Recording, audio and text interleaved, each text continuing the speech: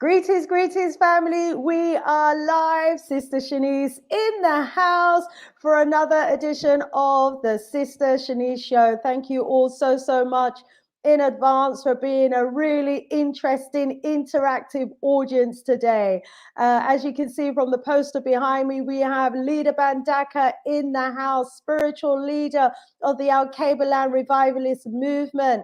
And, he is a stalwart within our community. He has been doing so many fantastic shows here on the Sister Shanice Show. And it was just earlier today, actually, family, that I was looking at some of the shows that leader Mbandaka has been doing. And, he's been doing an incredible work. And I'm just going to touch, while he's getting ready in the background, family, I'm just going to touch on some of the shows that our leader has been doing. But come through the door, and as you come through the door, please do give us a thumbs up, please do give us a like, please do share the link as well, so people out there know that we are indeed live. Okay, it'll be wonderful to have the family join us in the house. So just as our leader is setting up backstage, let me share screen. And, because as I said, I was looking at some of the shows that leader Mbandaka has been doing with us here over the past year, really, and some phenomenal shows he has been doing indeed. So let me just give you a quick flavor of what you can find if you go on to the Sister Shanice YouTube channel and search for leader Mbandaka.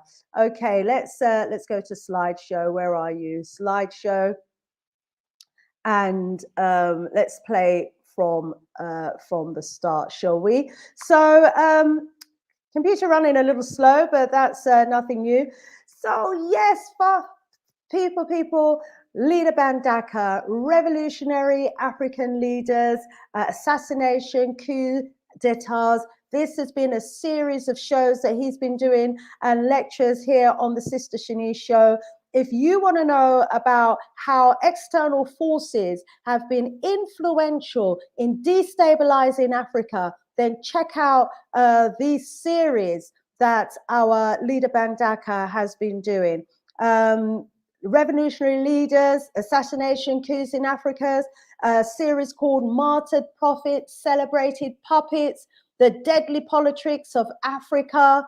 Wow, as I said, he's been delivering some phenomenal, illuminating lectures here on the Sister Shanice Show, full packed with historical information and facts. So check them out, share them within your community. Go to the site, pull out the presentations, share the presentations with family members and friends, share the presentations within your Pan-African setting. It's all about us acquiring the knowledge we need during these times so that when we're in a position to make decisions, we are clear about we have a clear thought processes, and we then arrive at the correct policies that we need to arrive at in order to inform the decisions that we want to make. And as leader is always reminding us, one of the fundamental rules of global geopolitics is whoever controls Africa rules the world. Hence why there is such a fight from all the world powers to get their big foot in the door of Africa, because Africa, as we all know, is packed with minerals, packed with wealth, packed with resources. But, sadly, they've got the minds of our leaders, and they control, our minds to a large extent. So we're here doing what we can to liberate the minds of us as Africans. Also, check out the show that he did on the 9th of May. Which is called Martyred Prophets, Celebrated Puppets, another one of the series. This one was focusing on Ghana and what happened and who the key puppets were in undermining the works of Kwame Nkrumah. So I need you to get to know the ones who stood by him and the ones who pulled him down. We need to know this history. There's also a show that he did that homed in on Patrice Lumumba family, of I mean, there are so many of our great leaders who were taken out in the most horrific ways, and Patrice Lumumba was certainly one of them. And you know, as leaders said here, you know, what happened to Patrice Lumumba can actually bring you to tears. But it's a history that we all need to know. And Leader Mbandaka did a sterling presentation on the Sister Shanice show back in April. That is there for you to watch as well, family. You know, lots of very informative shows, presentations, you know, the Congo crisis. There was a focus on the Congo as well. Get to know, show on Garveyism and the African fundamentalism there. And some really important information about the great man himself, that liberation fighter, Marcus Messiah Garvey. Get to know about the king and the prophet himself. And there was another show that he did during Black History Month, which was about the 5 steps to consciousness. And he was homing in and bigging up the greats such as John Henry Clark, Marcus Garvey, Carter G. Woodson, Frederick Douglass, Malcolm X, Martin Luther King Jr. Powerful presentation, and again, as always, very inspirational. And so if you want to get to a conscious level, check out this presentation that was delivered by Leader Mbandaka. And we also looked at Russia as well. We looked at the war situation and how it could potentially impact Africa. And, you know, our leader spoke about the fact that it was a very worrying situation that we have happening on the continent at the moment, with the Western armies, you know, embedding themselves on the continent and the potential impact of all of that. So shows after shows, there was a special focus on Nigeria as well. That is there on the Sister Shanice Show channel. Another presentation, fantastic presentation that was delivered by Leader Mbandaka. So, you know, family, get to know, you know, the works of Leader Mbandaka. And today, you know, as we prepare for 2023, or, you know, some will call it 63, I think it is, but I'm sure Leader will qualify that when he comes on. You know, it's about time for change. It's about us preparing for that revolutionary change that needs to happen and is going to happen. So family, get prepared for our presentation today on the Sister Shanice Show. Okay, so let's hide that presentation now and go back, and I can see that we have our brother Leader Mbandaka behind the scenes. So let's bring in the man himself, Leader Mbandaka. Welcome, Leader. How are you doing? Oh, Tendai Mwari, Rumbizo Kuna Mwari, Africa, to the God of Africa be the glory. I'm giving thanks and praises, my beloved sister Adunde, Afeshiapa, Afenkometopio, in the Yoruba language. Adunde means bringing in the new year, happiness and joy and prosperity for the new year.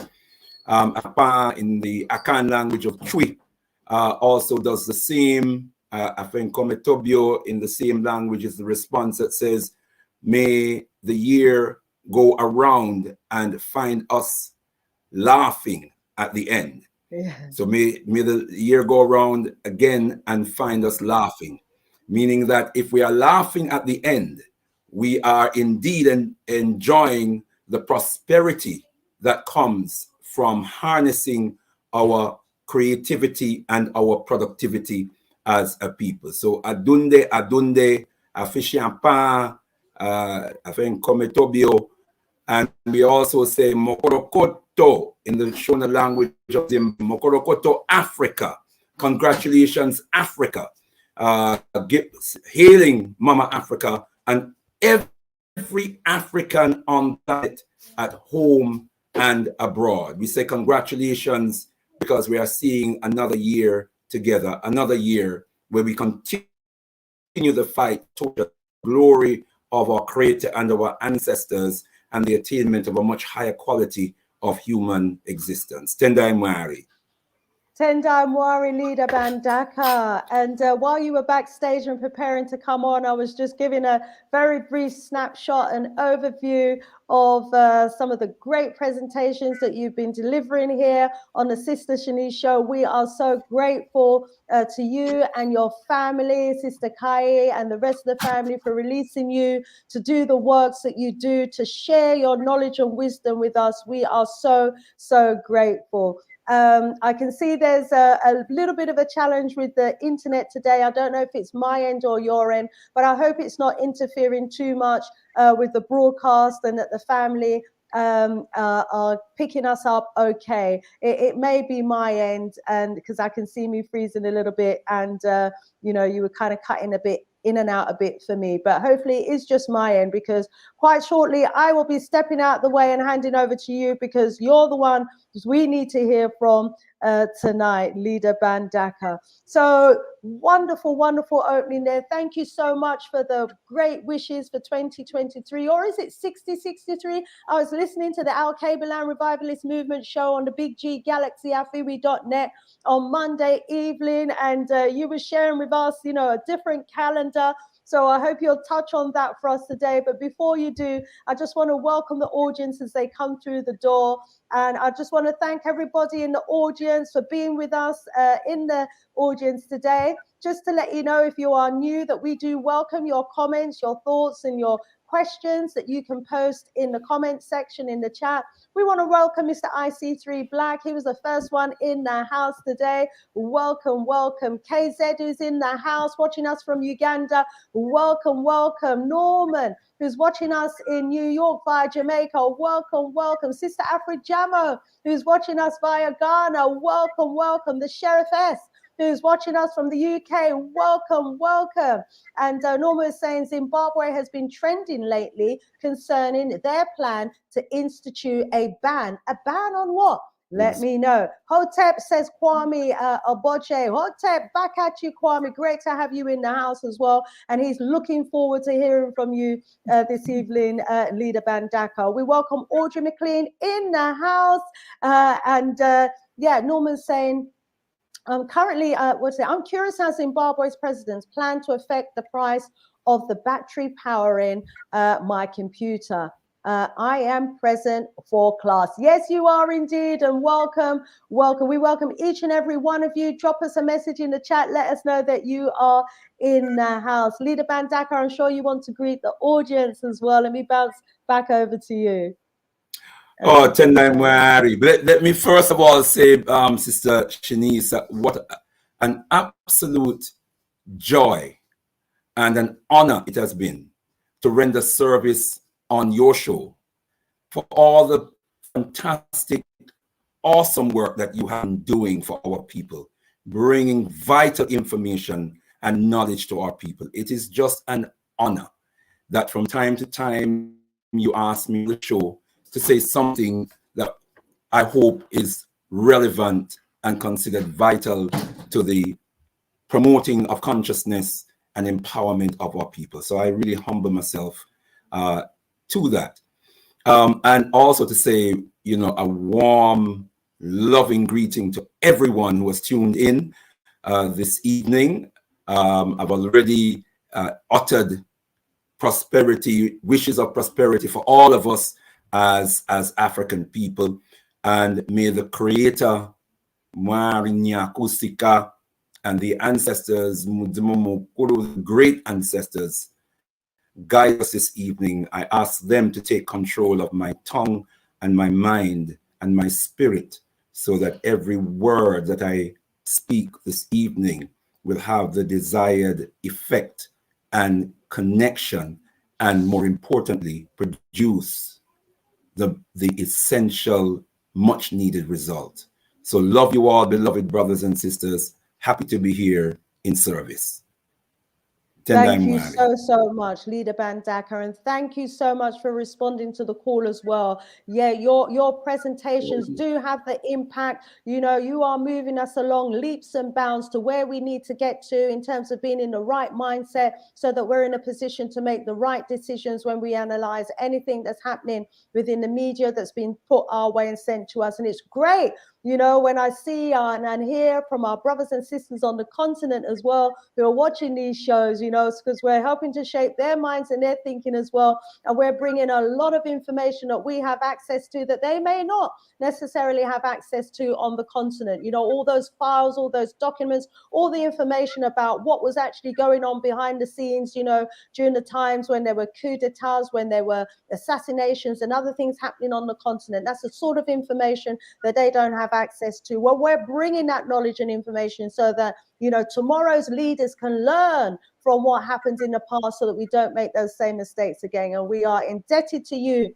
Leader Mbandaka, for that research that you do for you and your team, so that you can present to us, you know, the truth about our history. Just want to rise up before we go over to you for the presentation today. I want to rise up Sister Verna in the house. Welcome, welcome, Sister Verna. Kwame Malanga, we welcome you as well. We send in healing vibrations your way as well. And to everybody who has come into the new year, you know, maybe a little under the weather, ill, who are having, you know, in hospital, having operations, whatever the case may be, we're sending a whole heap of vibrational healing your way. And if we all send healing vibrations to those that were hit, that are unwell, we know there's a powerful force and a powerful source out there that is able to heal. And so we're sending that force your way. Receive your healing. Receive your healing. No love lost. Welcome, welcome. Who else we've got? PG Tips. That's a good one. PG Tips in the house. Welcome, welcome, everybody. Brother Gebra, welcome, welcome. Seeing Child, we welcome each and every one of you. Our Seeing Child is watching us from Baltimore in the USA. Welcome, welcome indeed. Just want to let you know as well, we've got some more great shows lined up for you. We're working on the program. We're going to be going over to Haiti next strong. Oh my gosh, Haiti is a place right now, family, where, you know, the wicked has been pouring huge amount of problems, you know, onto that small Caribbean island of Haiti, and the troubles on the streets. So we've got our brother Sean Gelebs, who's going to be coming to us from the streets of Haiti to let us know exactly what is going on. Family, you know, the trauma, you know, the atrocities, the killings, the destabilization that's going on in Haiti. They're not reporting it on the news. We're going to be reporting it here, next strong, family, because you need to know what's happening, so that if you're ever in a situation where, you know, you're in a meeting, you can decide on a conference event, you know, we want you to have some knowledge about what's going on in Haiti, so that you can call on, you know, the revolutionary fighters that you may be in contact with to feature Haiti, so that we can all be talking about what's happening. So you're going to get a report from the front line on the 11th of January. And the 18th of January, we've got our brother Pharaoh Chio, who's going to be new to the Sister Shanice Show channel, but a very vocal person in one of the WhatsApp groups that I'm in. I managed to persuade him to come forward. And he's coming with a topic: sophisticated slavery, colonization, and hidden pacts and deals. So we're going to be tearing off the lid on that show as well, to expose some of the undercurrents of corruption and how it happens on the continent, and how colonialism and a modern form of slavery is still impacting us on the continent today. So got some great shows lined up for you, so make sure you keep it locked to this channel. Okay, family, without further ado, we have our special guest for today, none other than our beloved Leader Mbandaka. And he is going to be delivering a presentation to us today. And I know I gave it a title. I hope you're okay with it. But you know what? Let me go over to you, Leader Mbandaka, and ask you to brief us about what important message you're going to be bringing to us on the first show of 2023. Leader Mbandaka. You're on mute, Leader. Please unmute yourself. Yes, we want to hear your voice.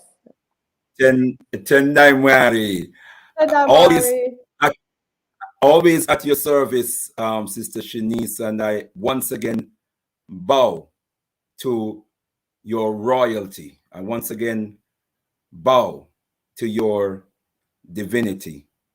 I once again, my beloved sister, bow to your awesome spirit. I bow also to the spirit of your king, Brother Errol, who stands beside you and who reciprocates in his own way the love and the commitment that you exude to us, your community, your people. Let me bring greetings in the most precious, powerful, and bountiful name of our motherland, Al-Kebulan, Mama Africa, in the sacred spirits of our most gracious ancestors, and in a prayer for oneness, hope, and prosperity for all African people on the face of Mother Earth. Africa, to the God of Africa be the glory. It is a joy to be an African and a joy and a blessing to be on Sister Shanice's show, ministering to the most important and the most beautiful people on the planet, let it be known, the sons and daughters of Africa. We say Africa to the God of Africa be the glory for all mercies great and small, and even the challenges that come our way, that test our mettle and sometimes find us wanting. We give thanks and praises because in the end, we will overcome.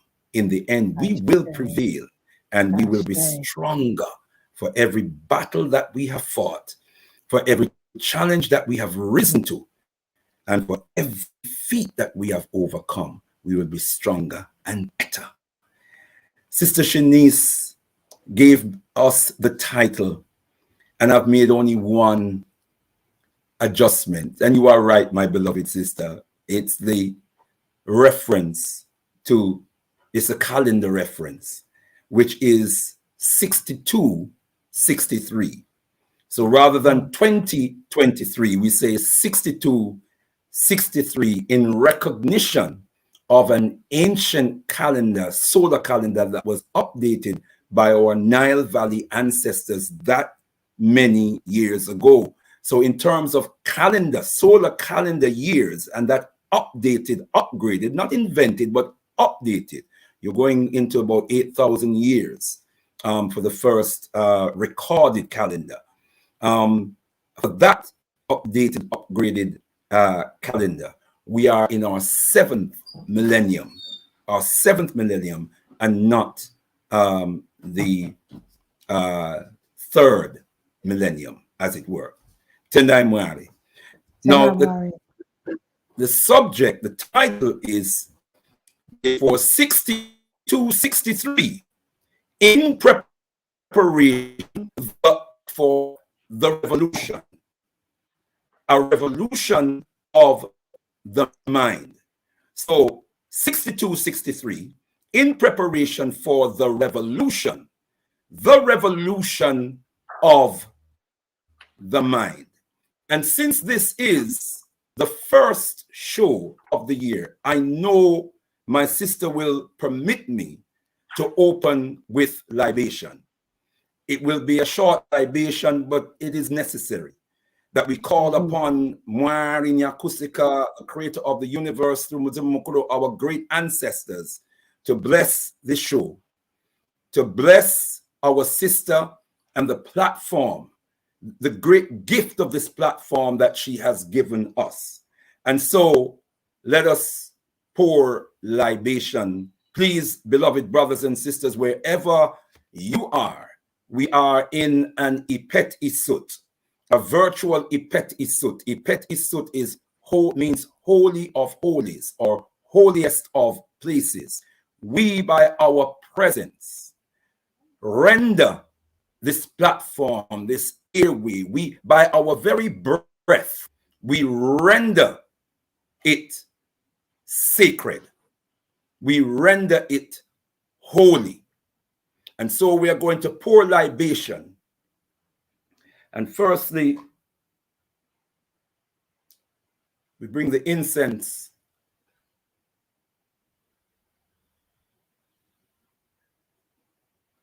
Tendai Mwari. Tendai Mwari.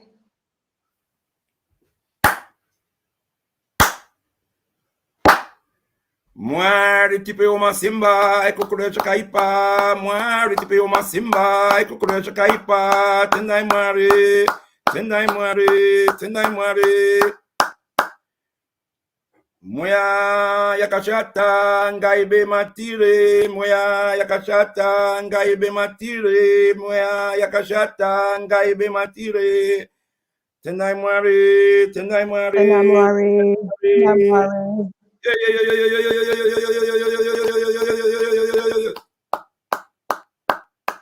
So we have called upon, we say, we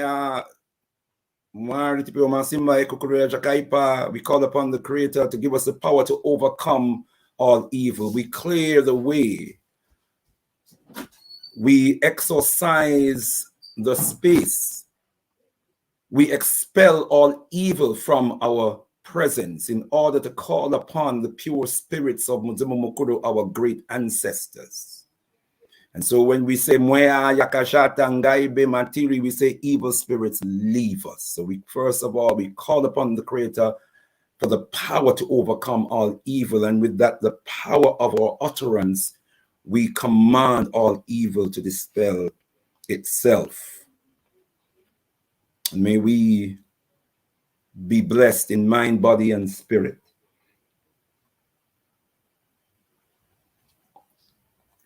Father Heaven, Mother Earth, Muzimu Mukuru, great ancestors.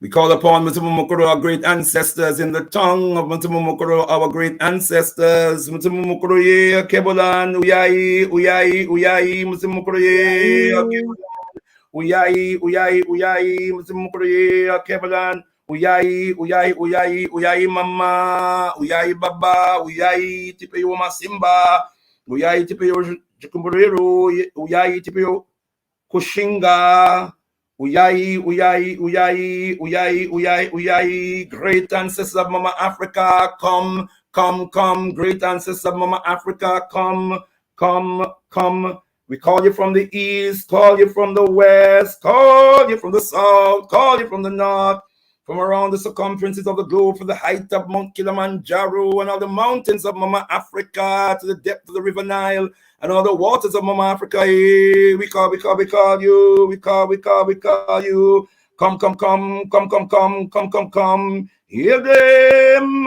We call our ancestors from the shores of our motherland, from the shores of Europe, North and South America, the Caribbean, the isles of the Pacific.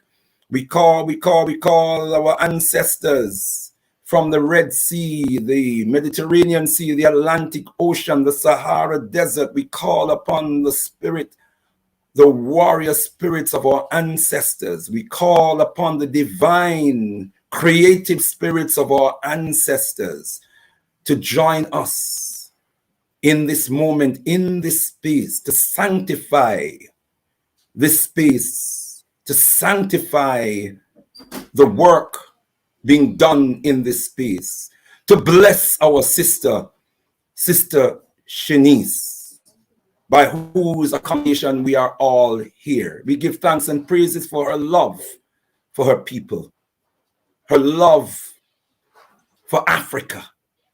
We give thanks and praises. We pray that the Creator will, and through the spirits of Muzimu Mukuru, our great ancestors, will continue to strengthen our sister and the work being done. Bless and strengthen all of our viewers, our supporters of this program. May we be empowered. May all of our ancestors be pleased by the utterance, the teaching, the inspiration that is given through this program. May it grow from strength to strength, and may 62, 63 be a year that sees the rise of our people. Like the mighty people we are, so we can accomplish whatever we will. Africa, to the God of Africa be the glory. We give praises, high praises, always and forever unto our great ancestors. Tendai Mwari. Tendai Mwari. Tendai Mwari.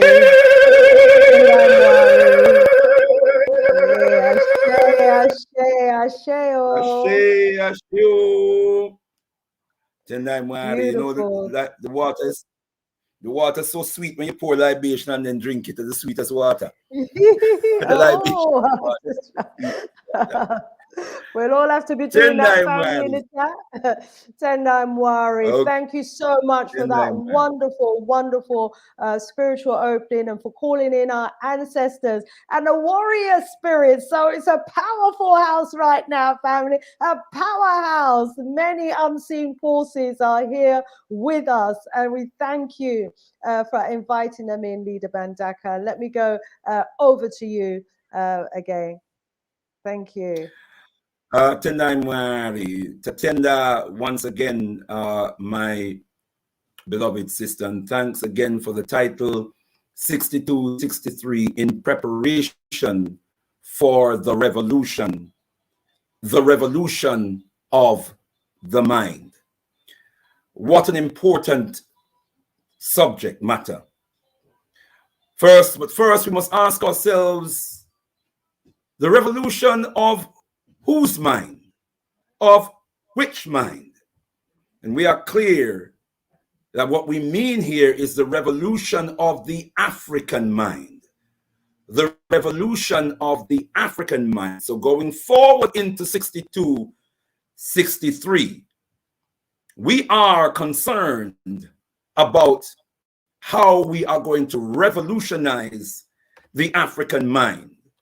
But why, we may ask, does the African mind need to be revolutionized? By the way, Sister Shanice, I must say it's an honor to be walking in the footsteps of my elder brother, Mapongo Mawara, who you had on last week.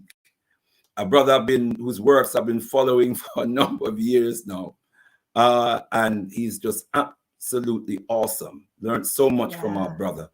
And the week before that, you also had, well, all of your shows are very important, but you had a very special interview with Brother Joseph Patterson of the United Independent Congress, the third party in Jamaica. We've been studying the works of that party for over a year now, and we are very keen to find out more. But we like a lot of what we see and hear from our brothers. So it's just an absolute honor to be walking in their trail. Tendai Mwari. So why does the African mind need a revolution? The African mind needs a revolution because the African mind has been impacted and continues to be gripped in the yoke of the Ma'afa. The Ma'afa, what is the Ma'afa? The Ma'afa is the historical assault on African humanity, causing colossal destruction to African humanity. That is the Ma'afa.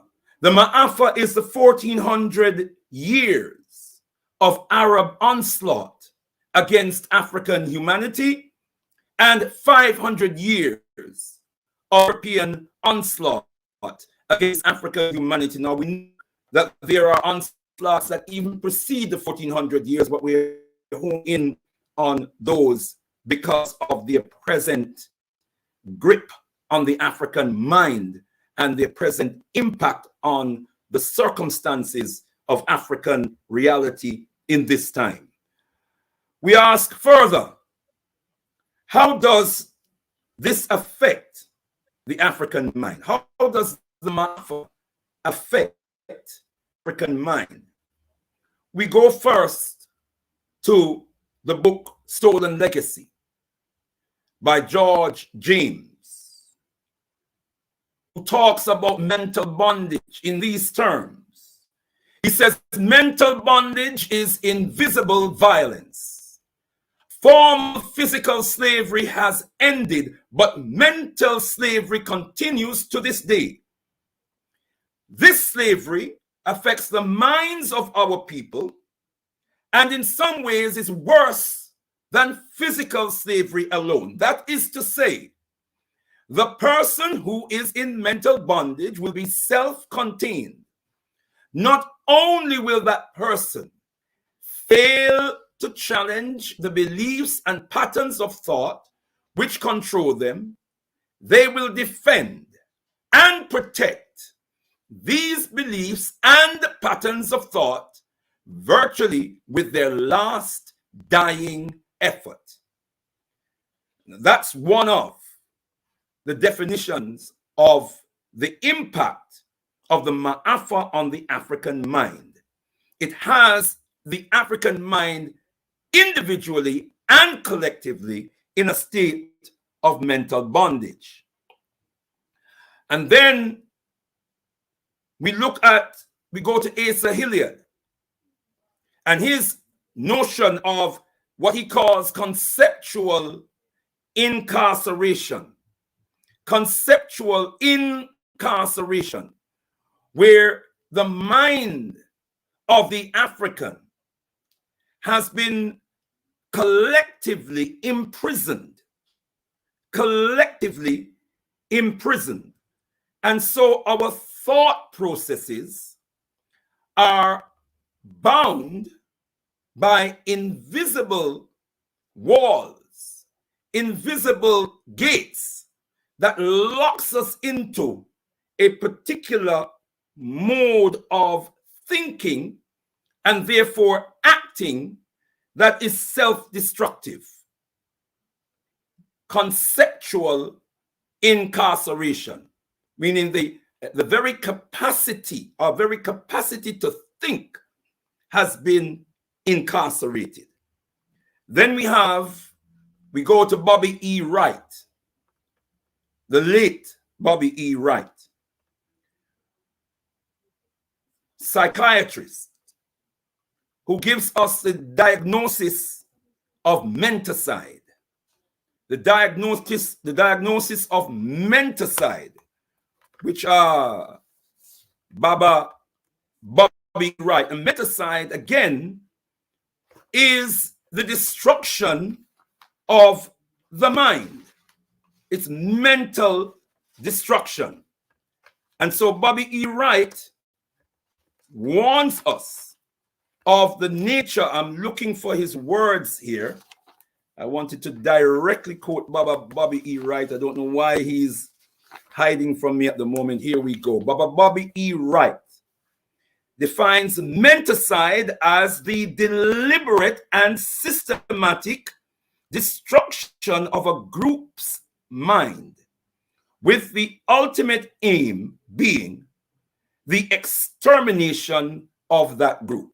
See, we're answering the question about the effects. Why is it that we need a revolution of the African mind? We say because the African mind has been impacted by the Ma'afa.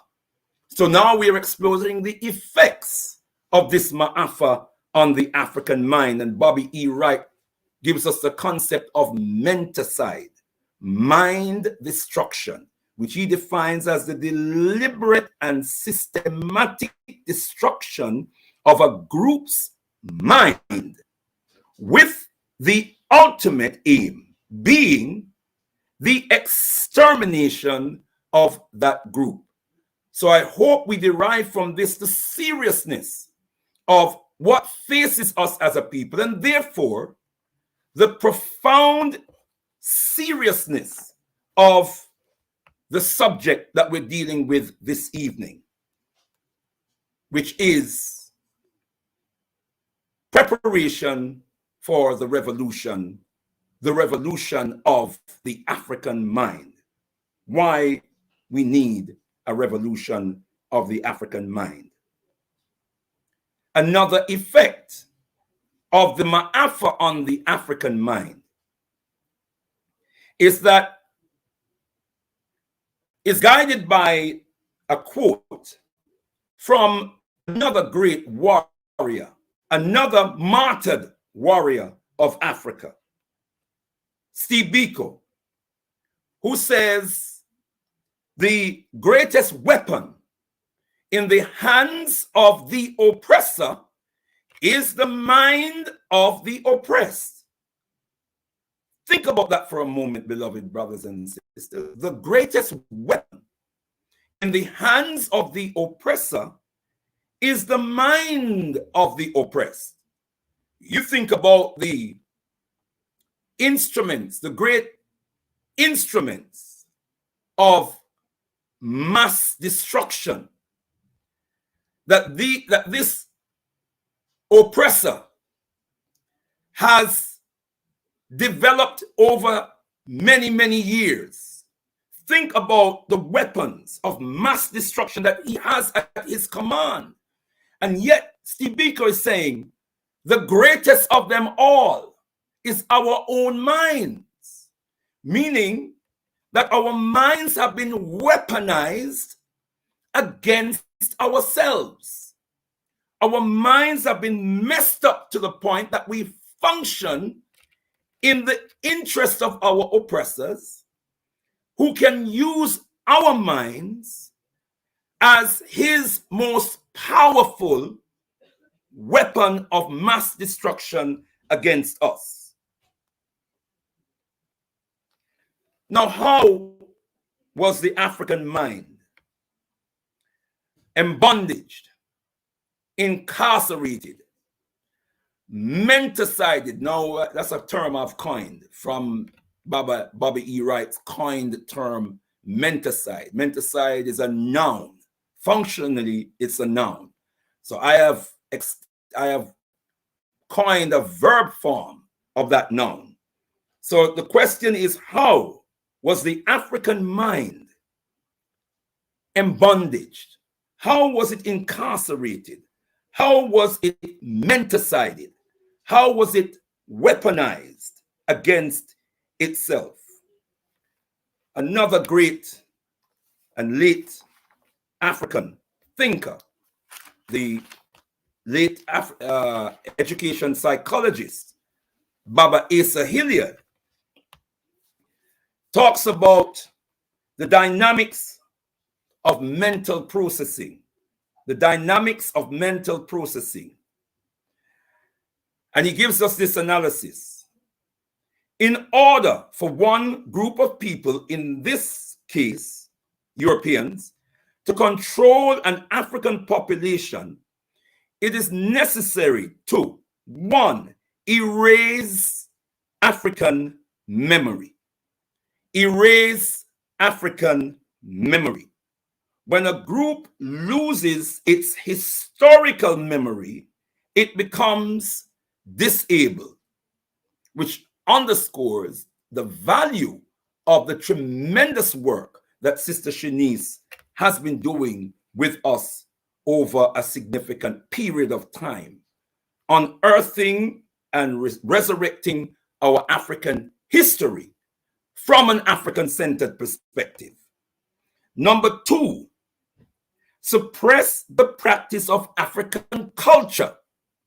Suppress the practice of African culture, causing loss of identity. Now, so remember, we're looking at something called the dynamics of mental processing. We're talking about mental processing for the purpose of mental destruction of a whole race of people. One, erase African consciousness. Two, suppress the practice of African culture. Three, teach white supremacy. Teach white supremacy. That's 3. 4, control the institutions of socialization. Example, prevent African people from educating their own children and from sending their own messages through the media. Again, it underscores the great work that our sister Shanice and others, we think of Galaxy Radio and the priceless work that Galaxy Radio has been doing now for over 40 years. Brothers and sisters, we must understand the value of all of this. So that's 4. 5, control wealth. Control the wealth of the people. 6, physical segregation of the people. Keeping the people physically apart from each other. He goes on to say, beloved brothers and sisters, he goes on to affirm that the effects on the African mind and character is a deformation of our character, our identity as a people, which leads to a process of de-Africanization. And thirdly, to a state of dehumanization. In other words, the extent to which you defame the African character, the African personality, is the extent to which you attack our very nature of being, and the extent to which you separate Africans from our culture and our history, which is what makes us African, is the extent to which you dehumanize the African.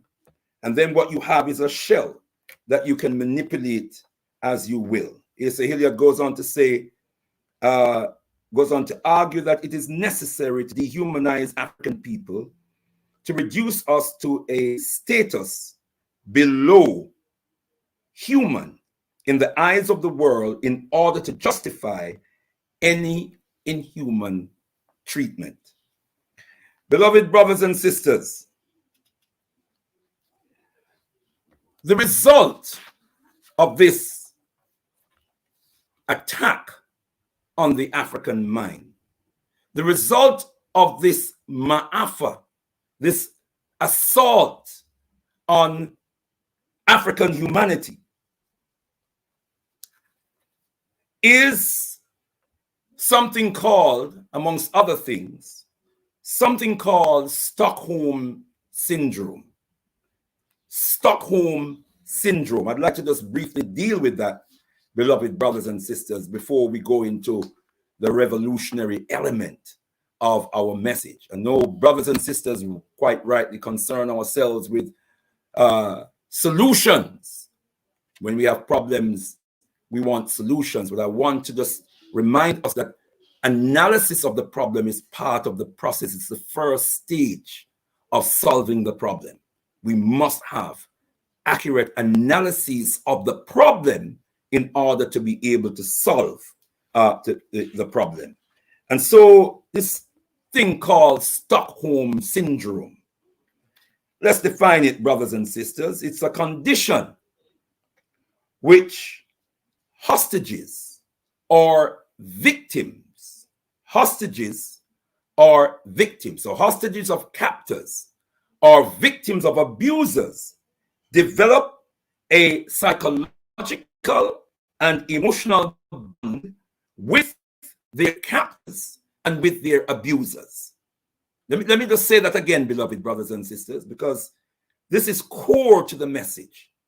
This concept of Stockholm Syndrome is a condition where, in which the hostage of a captor or the victim of an abuser develops a psychological and emotional bond with their captor or with their abuser.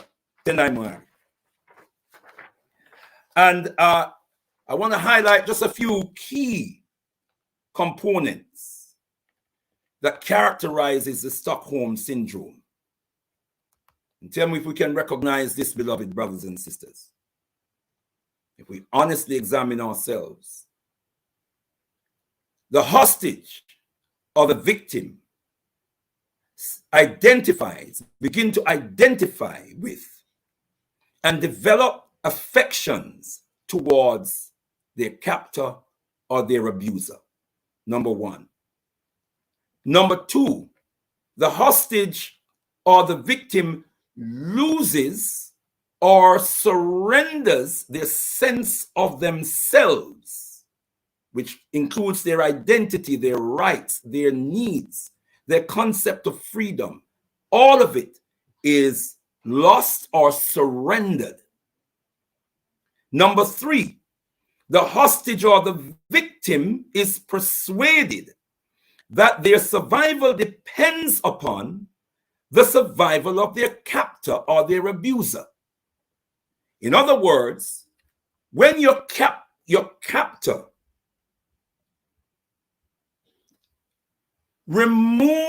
takes complete dominance over your entire existence, their presence becomes your source. They become your source of survival.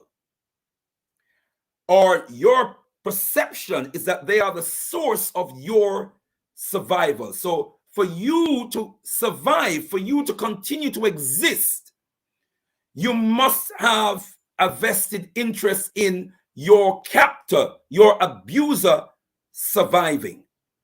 Are you all with me? I hope you're all with me on this one, beloved brothers and sisters. And so number four, or fourthly, the hostage or the victim becomes a protector and a defender of their captor or their abuser. In a strange kind of way, beloved brothers and sisters, it is a form of survival, a very submissive form of survival, a very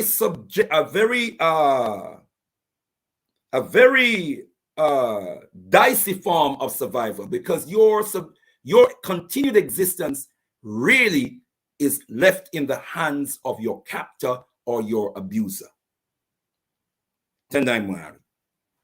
So, beloved brothers and sisters, in terms of problem solving, how do we turn this around? Because when we talk about revolution, we're talking about, as the late Baba Khalid Muhammad used to say, complete constructive change. The Black Panther Party used to define revolution as evolving power back into the hands of the masses of the people. So we are turning a system around. We are turning a process around. And so when we talk about revolutionizing the African mind, we're asking, how do we turn this process around that has brought us to where we are? How do we turn around this process of mind control? How do we turn around this process of mental bondage? How do we turn around the process of mental incarceration? How do we heal from the mental side? Because mental side now, we have to talk about resurrection. Because mental side means destruction. It means death, the killing of the mind. And as Bobby E. Wright demonstrates to us, that the ultimate objective is total extermination. So when we talk about mental side, we're talking about how do we resurrect the African mind, the power of the African mind. In this book, Decolonizing the African Mind, Baba Chinwezu a great and powerful political scientist and historian and professor. As the book suggests, you can see an African tearing off a white mask off of his face. And in the book, the very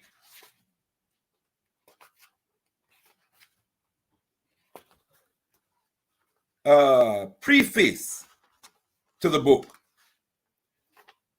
our Baba, and my lighting is not too great, so bear with me, brothers and sisters. Our Baba says to us, a quarter of a century after Africa's political independence from European colonial powers, the colonial mentality still lies like a fog on the African consciousness. It befuddles African perception, confuses African thinking, messes up African feelings, and disorganizes African action. As a result, African efforts at nation building and development have yielded little. I believe that only when the fog of colonial mentality is burnt off will Africa successfully grapple with its absurd and desperate realities. The strategic aim of decolonizing the African mind is the overthrow of the authority which alien traditions, Arab and European in particular, exercise over Africans. Until this is done, Africans will not regain the autonomous cultural initiative destroyed in the course of 13 centuries by Arab and European invaders. Let me just repeat just one small part of this. The strategic aim, I believe that only when the fog of colonial mentality is burnt off will Africa successfully grapple with its absurd and desperate realities. The strategic aim of decolonizing the African mind is the overthrow of the authority which alien traditions, Arab and European in particular, exercises over Africans. We have to realize, brothers and sisters, that that is the process of undoing that we as a people need to master. And then there's a book called Chasing Gods Not Our Own, a powerful book by a brother named Sibusiso Bengu, Chasing Gods Not Our Own.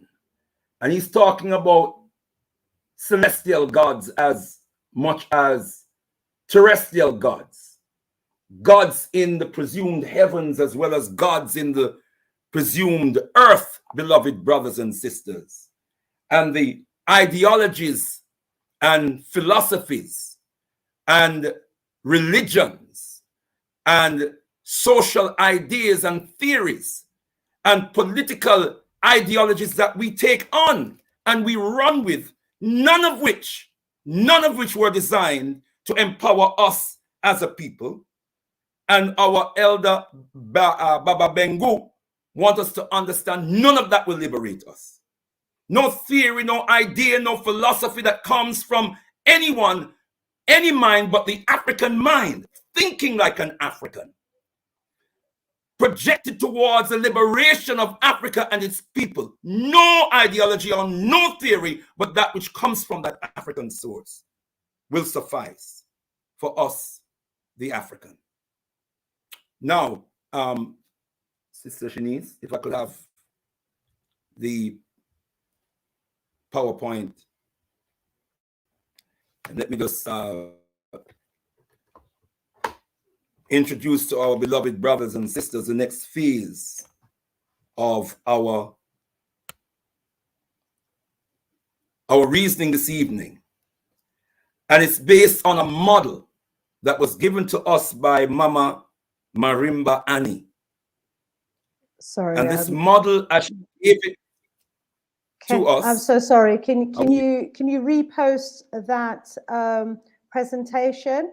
I think the one here is the one that I had previous, that I did, that showed a synopsis of your show. So if you can add to the screen, if you can screen share and add to the screen that presentation, please.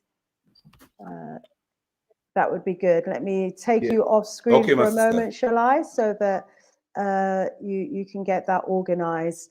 Okay, wow, family. Hey, what an opening, what a presentation. We're just waiting for leader's presentation to be added to the screen, and then we're going to bring him straight back on. Our minds have been incarcerated. Our minds, oh my gosh, is in a state of menticide. And it's all designed, it's designed to the stage that we're going to be, we're designed to self-destruct. Okay, here we have, let me bring back on our leader, Mbandaka. We have the presentation ready to add to the screen.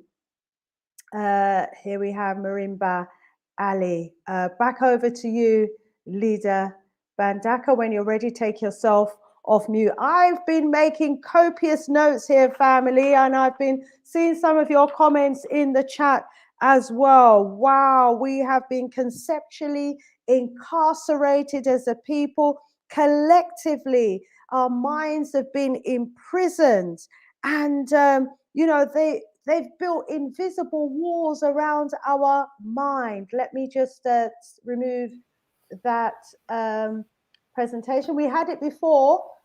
We had the Marimba Ali one before here. Yeah, that's the one. That's the one.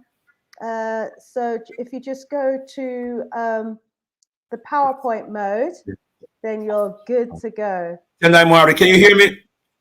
Can you hear me, sis? We're hearing you loud and clear. Yes, we're hearing you.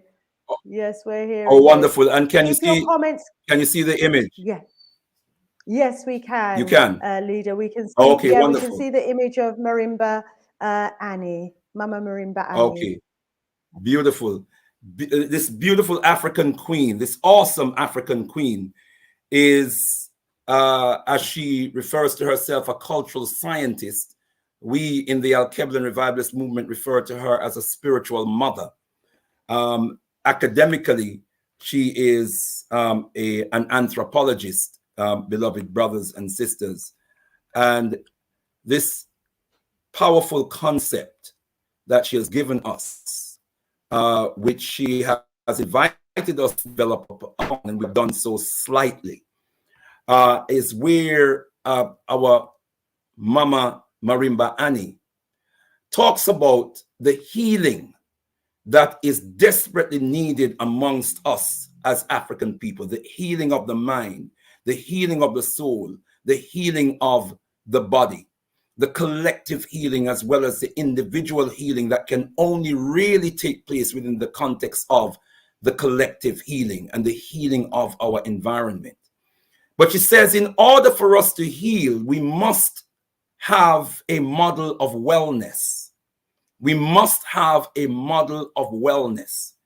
One of the problems that we have as a people is that we are looking into the sickness of the ideas and the ideologies of those who oppress us to find our healing. Mama Marimba Annie says the healing is in our source. It's in our African source. It's in our African knowledge systems. It's in our African spiritual systems. It is in our African cultural sources. We have to look to Africa. As the most eminent prophet and king, His Excellency Marcus Mosiah Garvey says, look to Africa. Let Africa be your guiding star, your star of destiny.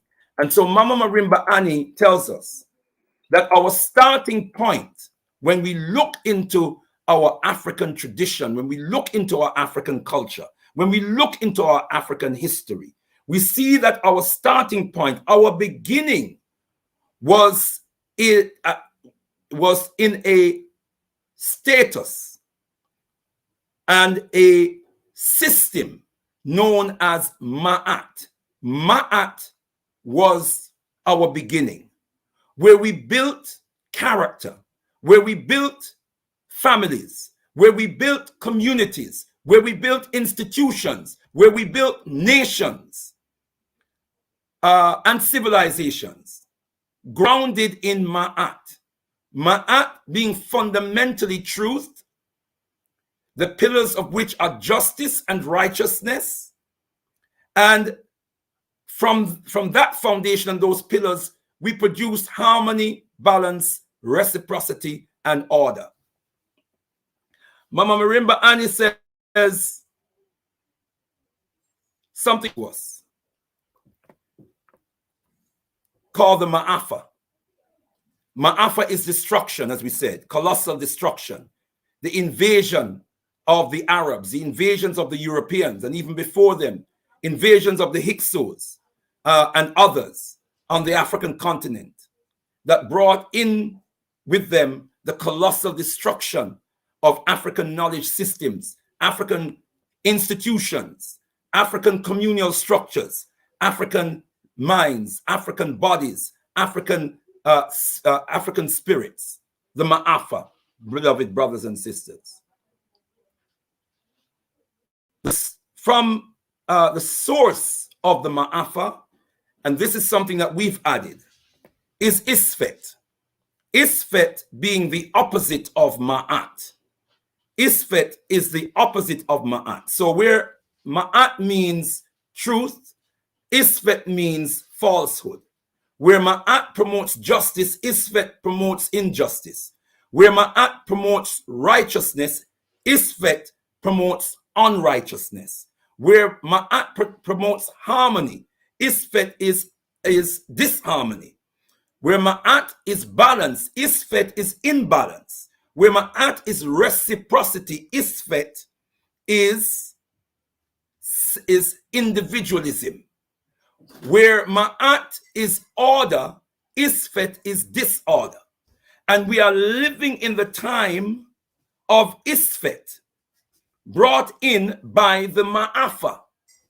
There is nothing in the system of Isfet that will liberate us as a people. Nothing in the system of Isfet that will liberate us as a people.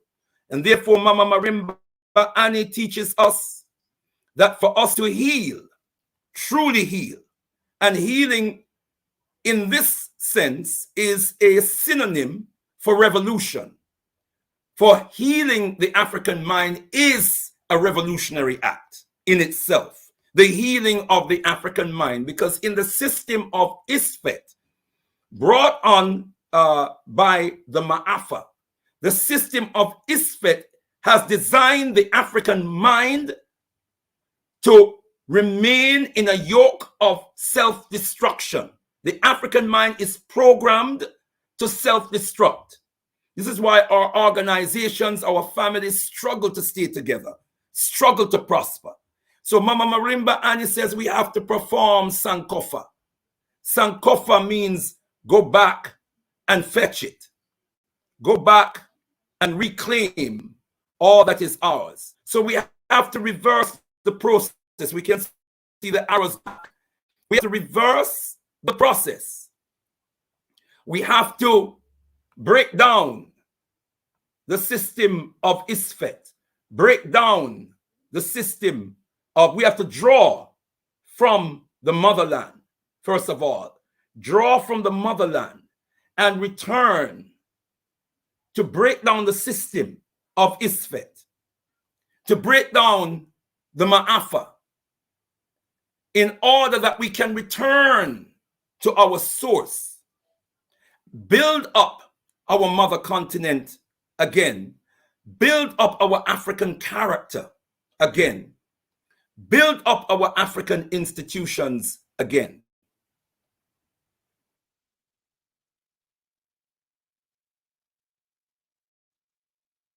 Here we are, brothers and sisters.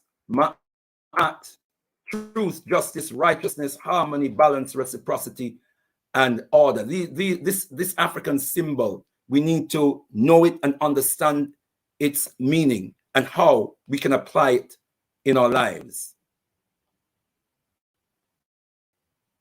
The standard for human excellence towards perfection. Beyond Ma'at is the higher standard of Ma'ati, or double Ma'at. We hear about Ma'at, but our ancestors, whilst Ma'at is our striving for human perfection, our ancestors raised the bar. If we should ever achieve perfection, then we had to perfect the perfection, meaning we can never be complacent. We can never be complacent, brothers and sisters. We can never be conceited that I have arrived. Because in as much as we have experienced Ma'at before, and Ma'at was penetrated and broken down, and now we're in the phase of Isfet, it can always happen again. So we have to perfect the perfection. We have to make ourselves, brothers and sisters, impenetrable.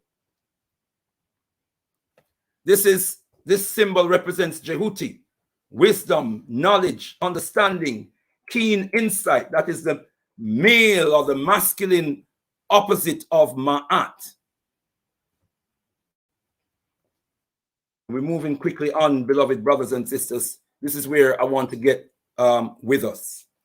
Because ultimately, this is the revolution.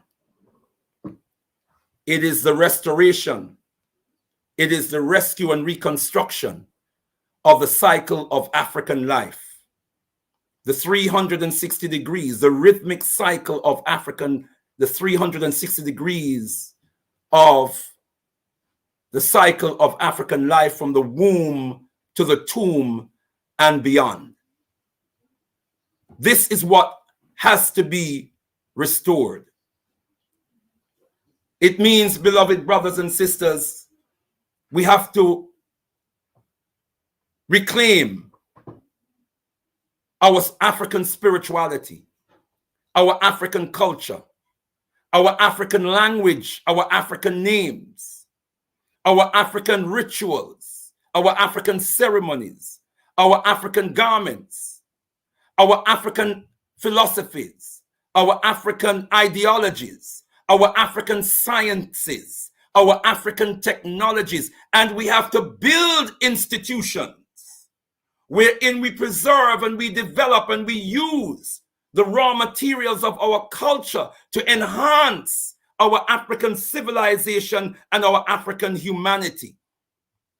We need an African model. We need an African model of nation building, and within the context of nation building, institution building. Let me say very quickly, look at the world in which we live today. It's dominated by European cultural paraphernalia, European languages. If you ask which are the most dominant and the most popular languages in the world, it's Spanish, it's English, it's French. Why? Because they have conquered the world and they have imposed, they have used their soft power to maintain the people that they have oppressed, fundamentally African people, in a cultural prison. They use their culture and they use the mediums of their culture to exact supremacy over us.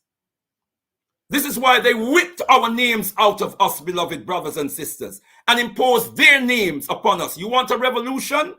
Reclaim our African names. Reclaim our African names. Because they whipped us and forced us to take on their, not names, their slave labels. To say, according to the surnames, we are their property. Because that's what the surname means. They have ownership and right of divine right even of ownership over us. What do the so-called Christian names mean? These so-called Christian names mean you are a benighted barbarian saved by Christian grace. Because all of these Christian names are European names. If we are enslaved by the British, it will be British or English names and Scottish names and Irish names and Welsh names for our Christian names. If we are enslaved or colonized by the Spanish, it will be Spanish names. If we are enslaved or colonized by the French, it will be French names. And this is how they exact power over us. They use their language, brothers. And so when we reclaim our African names, and that's why I had to reclaim my African name. It had reached the stage now, beloved brothers and sisters. It was each time someone called me. You know, this is a painful thing because my parents gave me the name they gave me out of love. But I could not endure it any longer because every time someone uttered this slave label, it was like an attack on my very soul, the core of my being. I went to war even with my own parents. Fortunately, not a protracted war, because they started to see the profound truth in what I was saying and the transformation my life was taking. And they realized the pain it was causing me. And there was no way under the sun I was going to bring children into this world and pass on the name of a vicious, evil slave driver. No way. So reclaim our African names. Reclaim our African languages. Even if it's a word that we learn within the Al-Kebalan revivalist movement, we use the Shona language as our spiritual language. We learn some prayers and some utterances in the Shona language of Zimbabwe. This evening I came on. I made it a point of my duty to greet you in an African tongue, to wish you prosperity in the year 63, 62, 63 in an African language to the best of my ability. To the best of my ability. We should not be embarrassed about attempting to speak our African languages and making mistakes. We are like babbling babies, reclaiming our tongue.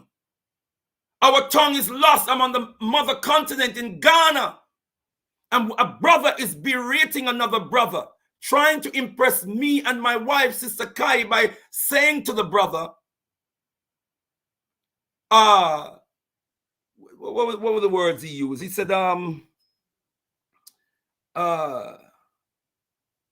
Lord, I'm trying to remember the exact words he used, but he was berating the brother's English, saying to the brother that he's not intelligent because he can't speak proper English or some words to that effect. And I had to intervene. I had to say, you know, and Sister Kai had to intervene. I said, no. He is the bright one. He is an intelligent one. He is, and I asked the brother how many languages he spoke. He spoke about 3 languages. He spoke at least 2 indigenous languages, and he spoke English. I said, well, he is the intelligent one. I am the babbling idiot because I don't speak the language with any fluency. I'm here to learn. Reclaim our languages, beloved brothers and sisters. Reclaim our names. Reclaim our gods. Reclaim our ancestors. Reclaim our rituals. Reclaim our ceremony. That's where the revolution lies, beloved brothers and sisters. It lies in our ability to institutionalize our African spiritual cultural traditions, meaning we don't just talk about African spirituality. We study the ways of our ancestors. See, I'm the spiritual leader of the Al-Kebalan revivalist movement. Our philosophy is Al-Kebalan livity. Al-Kebalan livity means living according to the divine teachings and traditions of our mother culture. Living according to the divine teachings and traditions of our mother culture. And beloved brothers and sisters, in the years that this movement has been in existence. We have strove every day that to do, because we understand that until Africans start praying to an African God again through the spirits of Mudzuma Mukuru, our great ancestors, practicing our rituals, practicing our ceremonies, observing our traditions, embracing our African cultural values of reverence to the Creator, veneration of the ancestors, respect of our elders, honoring the communal value system. These are innate values, cultural values. That's the core of any people's culture, are the values that the people express through the mediums of cultural expression, which includes the language, the names, the dance, the garments, and all of it is important. These are mediums of cultural expression. What do they give expression to? Our values, our Maatian values. That is where the revolution is, beloved brothers and sisters. But it's not just in the talk. It's not just in the wishing. It's not just in the desiring. It is in the implementation. We study the thing. And we have brothers and sisters among us who are from the motherland with the language and the tongue, and they can help us to learn little words and little phrases. And it's very important. In the Al-Keblan Revivalist movement, we open speech, we close speech, and we punctuate the power of the word with the words Tendai Muari. We do that deliberately so that the first word that comes out of our mouths when we open our mouths are African words. The last words that come out of our mouths before we open our mouths, before we close our mouths, before we close conversations are African words. And they're not just African words, they're African words that give thanks unto the Creator using an African name. We are undoing the process of menticide, the process of mental bondage, the process of conceptual incarceration, the process of weaponizing the African mind and the African spirit to attack the African self. We are undoing that process, beloved brothers and sisters. And so we need to build the institutions. We started within the Al-Keblan Revivalist movement with our Shumira, our monthly worship. We start the month. We open the month with Shumira, our monthly collective communal worship, so we can come before the African shrine as a village, as a community. We come to the Ipetisut, the Holy of Holies, the holy place, and we come before the African shrine to pay homage collectively to our ancestors, to venerate our Creator. We do it collectively in every African tradition, beloved brothers and sisters. The collective expression of self, of the self, is vital to the survival and the prosperity of the individual. The collective has to be strong. The collective has to be safe for the individual to be safe and strong. And it's through building institutions. Shumira is an institution, and we implemented that as the fundamental institution from which everything else will flow. Around our Shumira, beloved brothers and sisters, and it is the foundation for building the village, the African village, restoring the African village, restoring the African communal value system. Not going to be much longer, Sister Shanice, and then we can have some questions or comments. But let me just run through this very, very quickly. This diagram that we're looking at, beloved brothers and sisters, is called the rhythmic cycle of life.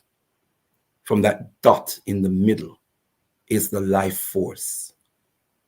That dot in the middle is the Po, which the Dogon people talk about. The Po, which is the egg.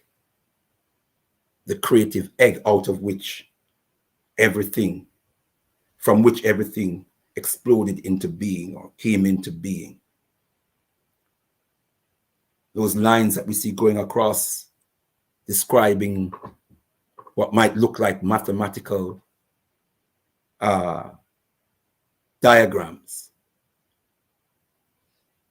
reminds us that mathematics is the center of universal creation. We have fundamental principles, the principle of the law of opposites, opposite principles working together to bring about balance in the universe. We have fire, water, earth, and air being the four basic elements. We have the concept of good and evil, hot, cold, wet, dry. These are opposite principles working in the universe to maintain balance and rhythm in the universe. As I started to say, flowing from our Shumira, our monthly worship, is our, what we call our life cycle blessings, which begins with conception and birth. Every culture has its special way of acknowledging and welcoming new birth. Go among any other people on the planet, beloved brothers and sisters, and the key stages of their life cycle, which is birth, marriage, initiation into adulthood, marriage, eldership, marriage, procreation, eldership, passing over, and then the status of ancestorship. I hope we can follow this, beloved brothers and sisters. If we move clockwise, we can see conception and birth, growth and maturation, adolescence, adulthood, procreation, eldership, passing over, which they call death. It's passing over. And where do we pass over to? To the realm of the ancestors. And then from the realm of the ancestors, we return to conception and birth. And for every aspect of that cycle, we have institutions. Institutions to reaffirm that stage and strengthen that stage of the life cycle. Every people, beloved brothers and sisters, have their institutions. Every people have their cultural response to birth. Their institutions for nurturing their children through their growth and maturation. Their institutions for bringing their children into adolescence and nurturing their children through adolescence and bringing them into adulthood, initiating them into adulthood. Every culture has its systems. And then marriage and procreation. We have a concept of cultural imperatives and natural imperatives. Natural imperatives are compelling events which are determined by the laws of nature. Conception and birth are determined by the laws of nature. But the ceremony, the giving of names and the ceremony is determined by cultural traditions, which we call cultural imperatives, which are compelling events that are determined by cultural traditions. You are compelled to observe. This is what we have to understand. You don't dictate to the culture dictates to you. These are disciplines we have to learn again. And so when that baby is born, that baby is entitled to an African name. That baby is entitled to be brought to the shrine and for the community to come with drums and percussions and the dance to welcome that baby, so that baby feels the rhythm and the vibration of the culture of his people. They feel the love of their people, right? the institutions. That child is born into an institution called the peer group. When every child in the African tradition is born into a peer group, and that child grows up into the peer group, they do everything within the context of the peer group until they become adults. They have responsibilities in childhood in the peer group. Until they become adults, they take on adult responsibilities. We have to restore these traditions. We have to restore institutions of education and socialization. They call it schools. But they are institutions of education and socialization for our children. Our enemy is schooling our children. What kind of results do we expect? Beloved brothers and sisters, come on. Can we do this? Yes, we can, if we're serious and we put our minds to it. In African tradition, you don't just become a man or a woman or an adult. You are initiated. You are initiated after a system of training, a system of you being brought through stages and challenges that you must overcome in order to be welcomed into the group of adults, to assume adult responsibility, because adulthood in African tradition means responsibility. Doesn't mean a magic number. It means responsibility. So the age is a guide that this person has reached a stage where we can begin to take them through this process. But if you are not successful, you have to redo the process until you are successful, meaning we can trust you to take on adult responsibilities. And the biggest adult responsibility in African tradition is marriage and procreation. Marriage and procreation. And by the way, let's be clear. In African tradition, you don't just decide, I fancy that individual, she look pretty, him look pretty, you know. Yeah, like our curves or whatever it is. No, brothers and sisters. Because the marriage is a coming together of families. It's a coming together of families. You become the axis around which the relationship between these families revolve. But it's a coming together of families. You must have the blessing of the family. And your other part, your other half must have the blessing of the family. You bring the union together. You bring the families together. And then the ritual that seals the divine conjugal union between the man and the woman, again, before the African shrine. Then eldership is another initiation. You don't just become an elder.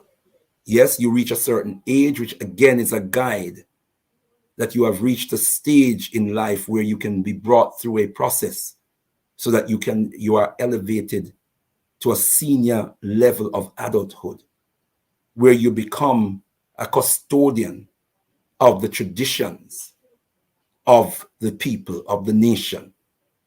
And very quickly, beloved brothers and sisters, there's passing over, which follows eldership. But of course, sometimes a young person may lose their lives. They also become an ancestor. And we have special rituals. We expect to live to an old age in African tradition. Someone dies young, we have special rituals to transition that young person to the realm of the ancestors. Passing over ceremony is a very special and very important ceremony, again. And, you know, brothers and sisters, we have to understand, of course, we have ancestorship. We pour libation to our ancestors. So even when you've passed on to the realm of the ancestors, you are still a part of the family. You're part of the community. And in every important family occasion or every important communal occasion, this is why today I had to pour libation. The first show of 62, 63, we must pour libation. Can't just go in and start talking. We must pour libation, invoke the spirits of our ancestors, beloved brothers and sisters. So this is a revolution. It is this that we need to rescue and reconstruct in our lives. It is around this that we need to build institutions. Out from this, we build other institutions, economic institutions, scientific and technological institutions. We build agricultural institutions. From this, we build commercial institutions, beloved brothers and sisters, but we must get this right, because this is the core, this is the foundation. We must get this right. So I want to just close, beloved brothers and sisters,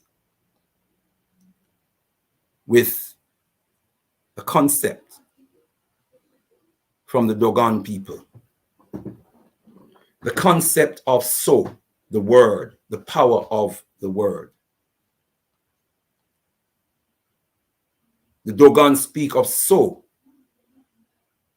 the divine word, which begins with Jeriso, which means word at face value, or word on the surface. And if you remember, our elder brother last week was talking about the different 8 stages of development. He was talking about the 8th industrial revolution, and he talked about the 8 stages of that revolution. And as I watched, it put me in the mind of the Dogon and the concept of so, the word, the power of the word, which begins with Jeriso, the word on the surface, a word at face value. Beniso, word from the side, or sight with perspective. Boloso, word from behind, or sight with depth. And then Sodai, which is the clear word. Sodai, the clear word, brings into perspective. Jeriso, Beniso, Boloso, to complete the cycle, which is a 360 degrees of the African life cycle, from the womb to the tomb and beyond. Finally, in the words of Baba Asa Hilliard, chasing gods, not our own. He says, Africans have been asked to sit over the year as spectators in awe and wonder of the ancient and modern cultures of other people. We have not been asked to follow the ancient African dictum, man, woman, know thyself. Were we truly to know ourselves, we would be able to use our own traditions and experiences as the basis of a creative problem-solving approach in today's world. To do otherwise is to become cultural schizophrenics, split personalities, trying vainly to view the world through the eyes of others, who look upon us at the same time with a amused pity and contempt while we chase gods that are not our own. Many of those who view us thus have been partners in the educational process that has withheld from us our birthright and knowledge of ourselves. He says, the Bible has said, he who steals my purse steals trash, but he who steals my good name steals that which does not make him rich, but which makes me poor indeed. But truth, crushed to the ground, will rise again. Truth is all potent with its silent power, if only whispered, but never heard aloud, but working secretly, almost unseen, except in some excommunicated book. Truth is like lightning with its errand done, just before you hear the thunder. The greatest lightning of truth that we have seen in liberation and revolutionary terms is the most eminent prophet and king, His Excellency Marcus Mosiah Garvey. How we revolutionize is in the legacy of the black print which he gave us.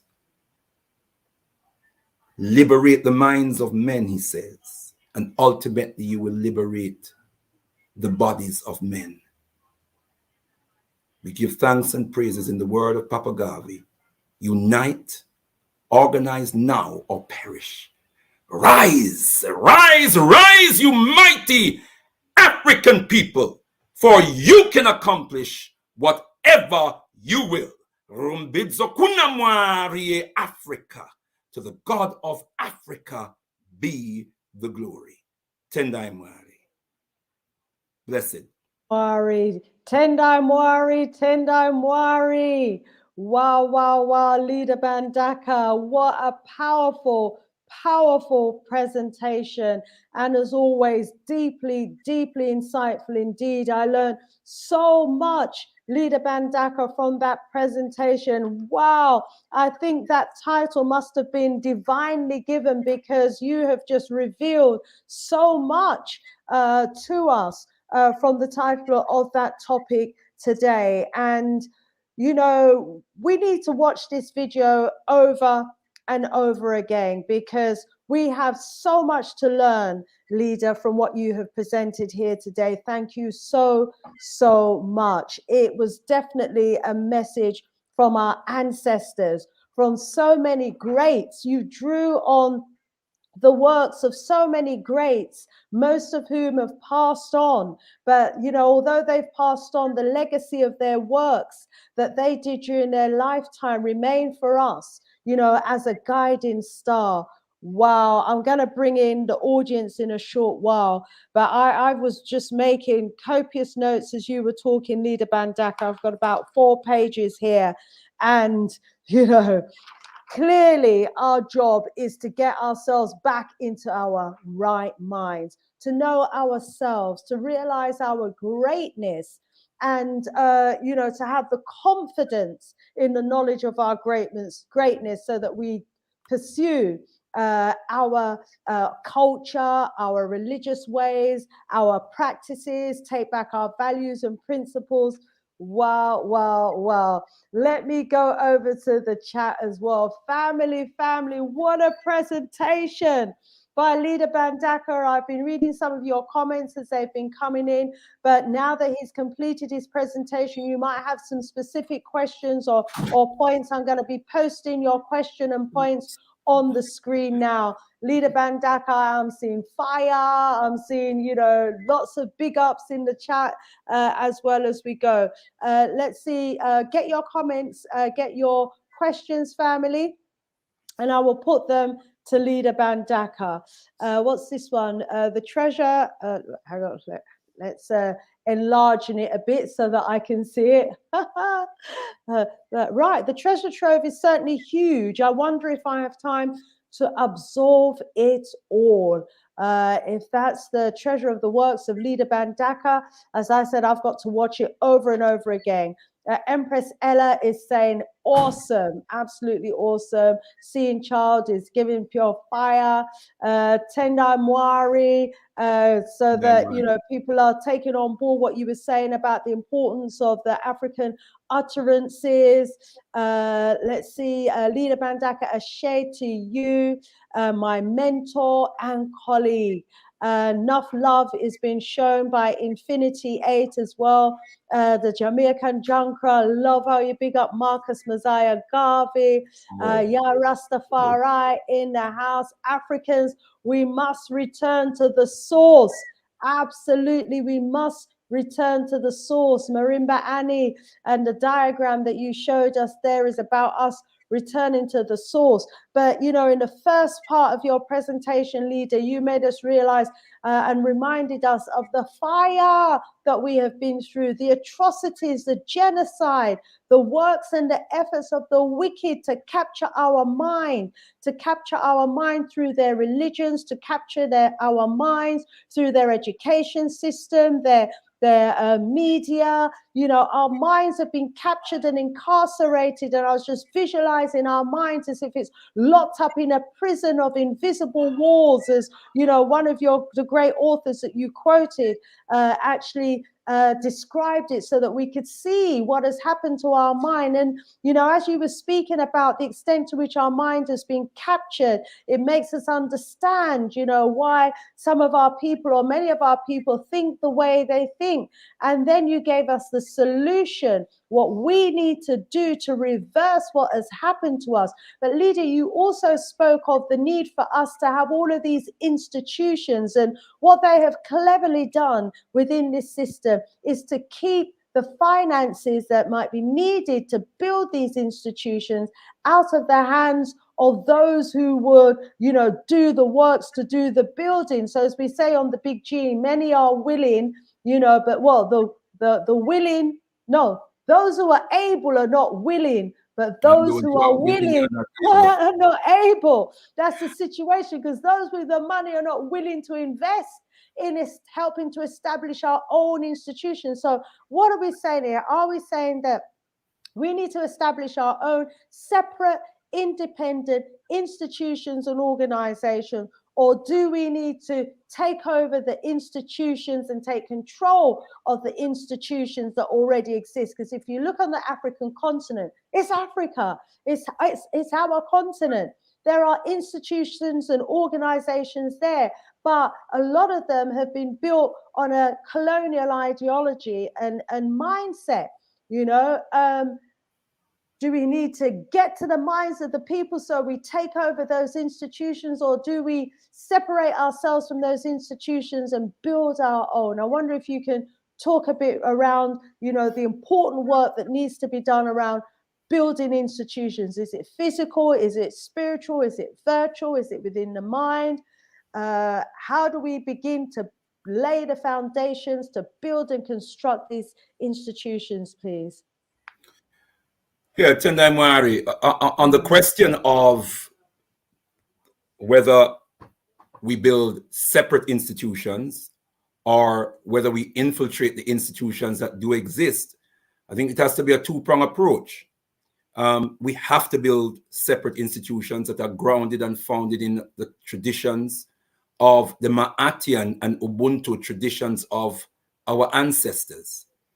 But at the same time, our lives are impacted and affected by these institutions, these neo-colonial institutions, or institutions that have been built to prop up the neo-colonial states that exists all over Africa and other parts of the African world. We have to revolutionize those institutions to the best of our ability. But the ultimate work is about building separate institutions. That has to be the ultimate work. Even here, I realize you're on the motherland at the moment, but even for those of us who are in these alien lands, they have totally taken over and been to the motherland and totally trashed our institutions. If we have the power to take over any of their institutions, then we must do that. However, as I said, the ultimate work has to be about building separate institutions, African-centered worship institutions, African-centered educational institutions, African-centered defense and security institutions, African-centered agricultural institutions, African-centered science and technological institutions, you know, just about African-centered economic institutions. That is how we have to build. So we have to create our separate space, and we have to define this concept of defining time and space is so important. The capacity to define time and space, even our reference to the calendar year, by saying 62, 63, we are defining time. The days of the week, simple as you take it: Sunday, Monday, Tuesday, Wednesday, Thursday, Friday, Saturday. Many of us do not realize that we are evoking European gods. Sunday is the god Sol. Yeah, the Roman god Sol. Monday, Mona. Tuesday, the Germanic god Tu, god of war and god of the sky, Tu. Wednesday, the Germanic god Woden. And day, and then we have Thursday, which is Thor, Friday, which is Freya, Saturday, which is Saturn. Brothers and sisters can go and research it for themselves. And day is short for deity. So Sunday is the Sol deity. Monday, the deity Mona. You're worshiping European deities. Tuesday, you're worshiping the deity Tu. The deity Woden for Wednesday. The deity Thor for Thursday. The deity Freya for Friday. The deity Saturn for Saturday. Why not use the Unguza Saba? This is what we do in the Al-Kebel Revivalist movement. We have 7 life principles. Why not? And we celebrate them at the end of the year in the context of Kwanzaa. Why not name the days of the week from the Unguza Saba? So we have Umoja Day, Kujichagulia Day, Ujima Day, Ujama Day, Nia Day, Kuumba Day, Imani Day. It's simple. That's revolution. You're defining time and space. Tendai Mwari, Leader Mbandaka. I must remember to adopt that. I was always wondering where all those days came from, and now I know they come from the principles of Kwanzaa. So yeah, we can start with Ujuma Day, which is Sunday, yeah, and Umoja. Sunday is Umoja. So today, Wednesday, Ujama or Ujama. Day. Some people say Ujama. I think the proper pronunciation is Ujama. So it would be Ujama Day. Okay, so Ujama Day for the Sister Shanice shows every Ujama. Yes, remind me, family, Ujama days. Wow. So we yes, evoke we need to define African principle. Every day we are evoking an African principle. And the power of that is that we're reinforcing it in our subconscious minds and our souls. It's like when you eat good food. Yeah.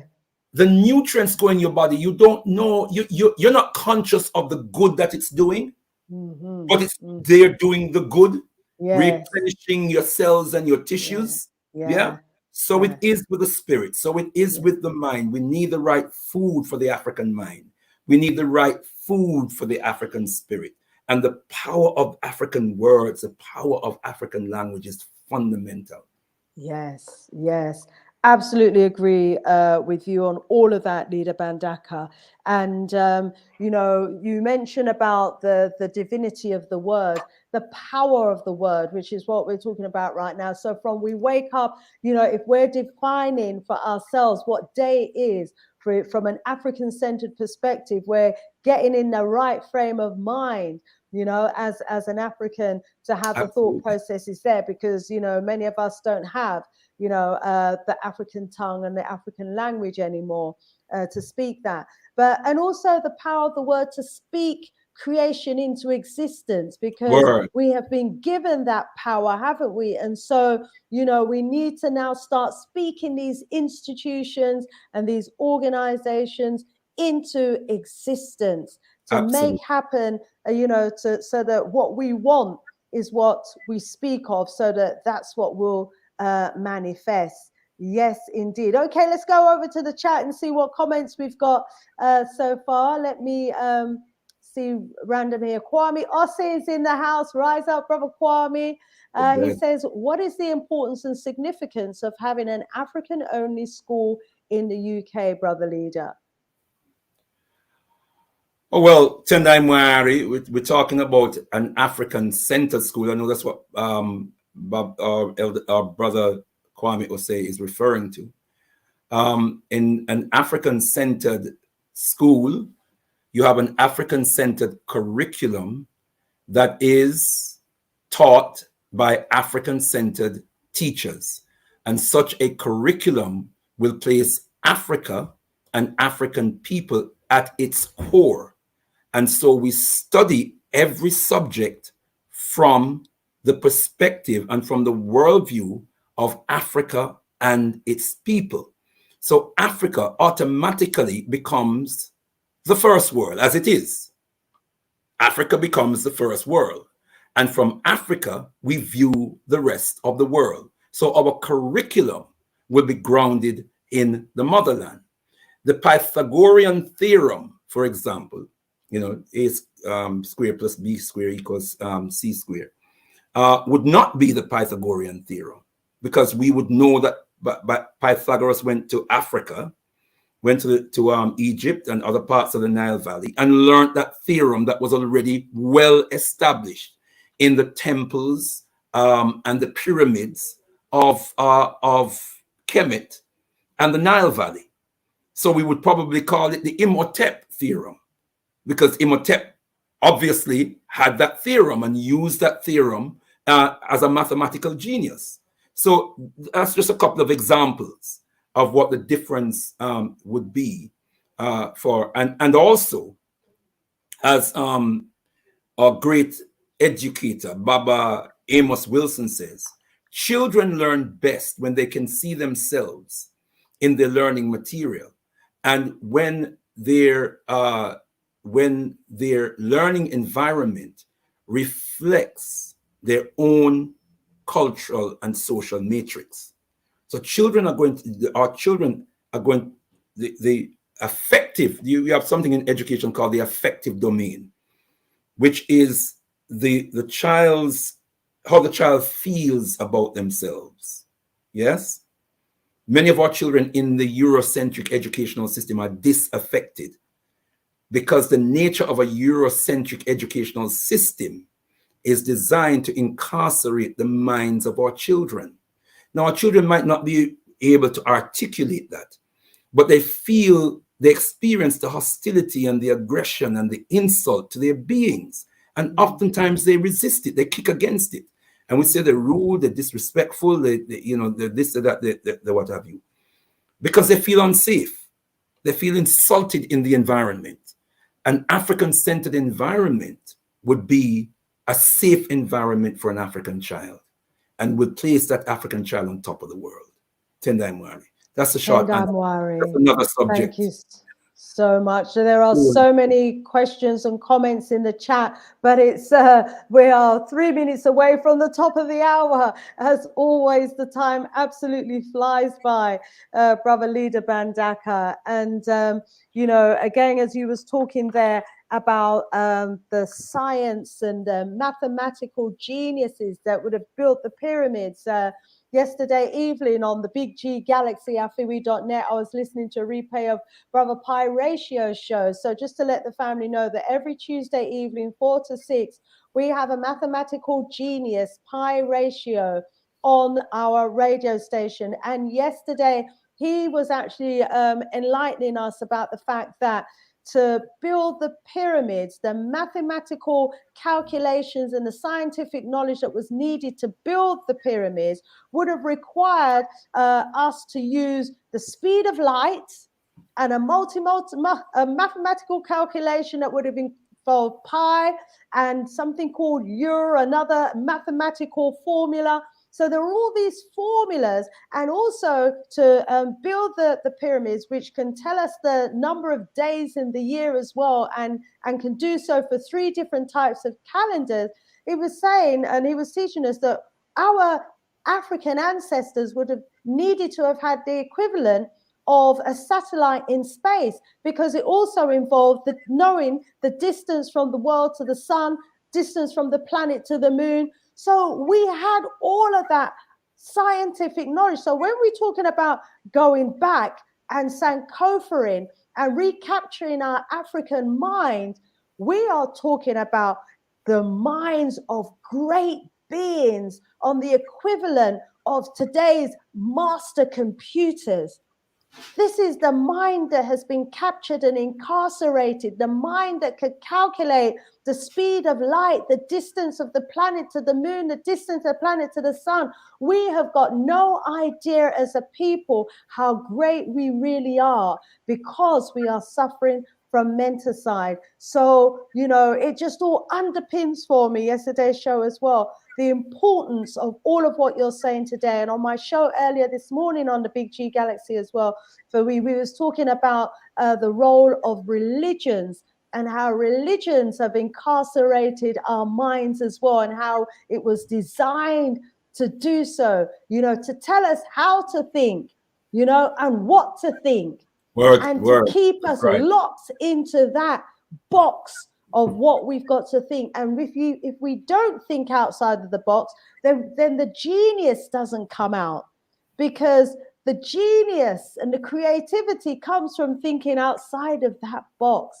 We have really been imprisoned. Our mind has been imprisoned, but you have given us the key today, Leader Mbandaka, to unlock the prison of our minds. And we thank you so, so much for another brilliant presentation. It's at the top of the hour, but let me give you a minute to, you know, close today's wonderful, wonderful presentation, which I will be watching, you know, over again. And I've got to find a time to do some excerpts from it as well and put it out there. And for those of you who are in the media world, if you want to take some excerpts from this, go ahead and do so. Leader Mbandaka, the works that you do is absolutely phenomenal, and it needs to reach the world. So family, help me to do so. Leader, over to you for some final words for today. Tendai Moari. I think I will close with another teaching from Mama Marimba Annie. As Askena says, she's our spiritual mother. And one of the things that we learned from her is the importance of culture, and in particular language, and using our languages as much as we can to give expression to knowledge. And just to say, what we need to take command of is our knowledge and understanding of the concept of the asili, which is the cultural seed, which is the very essence of our being. And from the asili comes the utama rojo. The utama rojo is the energy, the cultural energy that flows from our nature of being, the very seed. And what Mama Marimba Andy wants us to understand is like a seed that has all the cosmic mechanism that will determine the nature of what is formed from that seed. We have an asili that determines our nature of being. And that from that asili flows a particular energy, a particular rhythm, a particular frequency. And unless we tap into that, we are going to be invaded by alien forces that will bring about a different energy. And that is why it's necessary for us to have our spiritual institutions that will engage us in systems whereby we, with our culture, with our drum, with our traditional dancing, we recreate that energy field, which is of vital importance. And then we have the Utamawazo, which is the cultural structure. It is how we build. The Utamawazo is how that asili that gives rise to the Utama Rojo, which is the energy, how that permeates the institutions that we build. And that's what we nurture when we create a space where we can use our drums and use our dances and use our songs and use our rhythms to recreate that and rechannel that African energy. It is extremely important. Put in context with that, shows like this, shows like Galaxy Radio, extremely important, because that works on the minds of our people, focusing the minds of our people and connecting our minds with the spirit of our people as the center of our beings. So brothers and sisters, I want to encourage us to join this African mind and spirit revolution. In fact, the motto of our Shumira is freedom begins with the freeing of the mind and soul. So I want to close by inviting brothers and sisters to join us in St. Anne's Road, Chestnut Community Center, which is St. Anne's Road, Tottenham N15. This coming Umoja Day, this coming Sunday, Umoja Day, from 12 noon to 4 p.m. For our Shumira, we do it every first Umoja Day of the month. We're doing it the second Umoja Day because the first Umoja Day fell on the 1st, which was the last day of Kwanzaa. So we have it the second Umoja Day this month. But as of next month, we are having it the first Umoja Day. I close again with the words of the most eminent prophet and king. I hope to see brothers and sisters joining us on Umoja Day. I close again with the words of the most eminent prophet and king, His Excellency Marcus Messiah Garvey. Unite, organize now or perish. Rise, you mighty African people, for you can accomplish whatever you will. Rumbidzo kunamwariye Africa, to the God of Africa be the glory. Tendai Mwari. Ashe, Ashe, Ashe. Thank you again, Leader Mbandaka. Thanks to everybody in the audience. Apologies if we didn't get around to all your questions. You know, but Leader Mbandaka and Sister Kai, you know, I'll be knocking on their door for another date in the coming weeks. Anytime, you know that. Thank you so much. Thank you so much. More love, more strength, and all being well. We will see you back next Umoja Day. Ujama. Ujama Day next Wednesday. Ujama Day. I'll see you next Ujama Day, family. Sister Shanice out of here for now. More love, more strength, more Budum power from an African spiritual perspective. Bye for now. One love, family. Tenai Mwari. Tenai Mwari.